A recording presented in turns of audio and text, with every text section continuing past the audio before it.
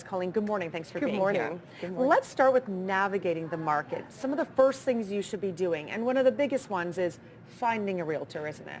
I can't stress enough in the fact that this market is one that you need a realtor because I find it really frustrating and almost heartbreaking in the fact that when I meet people during open houses and when we're holding back offers until the next day, Tuesday, Wednesday, and they are frustrated that they keep missing the homes that they love.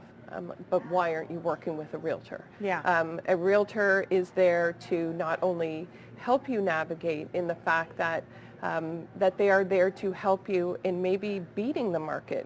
We do find, and I'm sure all my colleagues could say, there are times that we can find homes for our clients before they hit the market. Wow. And in this market, that's something that you need. That gives you an edge up, right? And when you say in this market that's something you need, it's because that sign goes on the front lawn and it can be gone by the end of the day. Oh, And absolutely. You haven't even seen it on MLS yet. And if you're trying to do it all on your own, it's gone before you've even known that it was up for sale. So your realtor would have inside information about the fact that that house is going to be up for sale. Absolutely. And my colleagues, I always reach out to my colleagues. I'm like, what would you like me to say today on CTV? And the fact is that they really want to stress in the fact that our relationship building between each other has a lot of value. When you are working with a realtor, it really is free. You are not getting a deal by going to the realtor who is listing the home. Mm-hmm. If anything, that'll be a disadvantage in this market. The other thing as well is that a realtor versus realtor, our relationships, a lot of us know each other and we respect one another, and that absolutely goes a long way. Rather than selling on your own or thinking that you can navigate on your own, there's a lot of value when it comes to working with a realtor in the fact that we know how to negotiate a deal. Yeah. And the fact is that there are so many moving parts in a market, especially in a seller's market.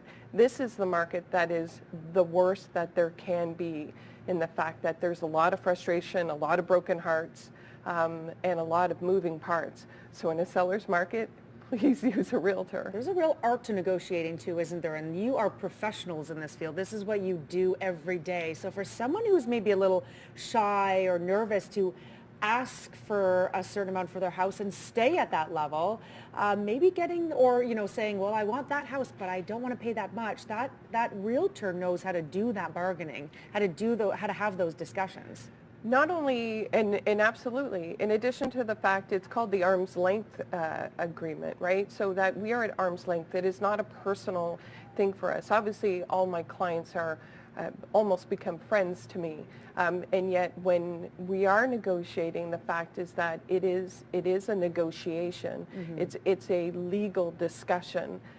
But we are at arm's length, where if you are negotiating on your own, the fact is that you're not familiar with all the terms, you're not familiar with the timelines that are needed, in addition to the fact that we are removed from the emotion. Right. Because we all know when we're buying that house, I myself included, it's hard to not think about the pretty white kitchen and the pretty backyard and get emotionally involved, yeah, whether buying or selling. Just really quickly, we know finances is a big part of this too, and we could talk a little bit more about that coming up, because if you don't have your finances in order, right, in this fast-moving market, you could lose out. Absolutely. So a house that we sold late last night, actually, up late negotiating a deal.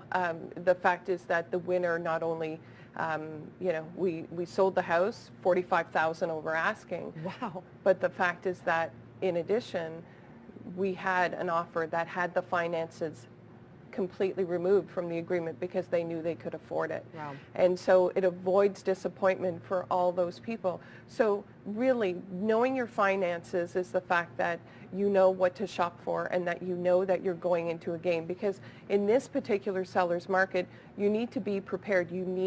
It's not a market that you can go home going, okay, I'm going to have a cup of coffee and really think about it. Right. We are going to have really strong conversations, and conversations that it's not for everybody. This market is not for everybody. And yet I frequently am going online and talking to people saying, if you are considering selling, it's a great time to sell.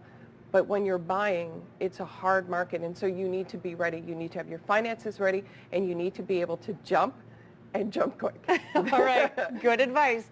And there's more advice coming from Colleen in just a few minutes. So if you have any questions for her, that's the phone number right there, 789-6559, extension 2803, ottawa.morning@ctv.ca. Stick around. Coming up, we're going to be talking about buying rural. If you're looking to live on the outer skirts of the city, what you need to know. Colleen's an expert in that. We'll be back after this.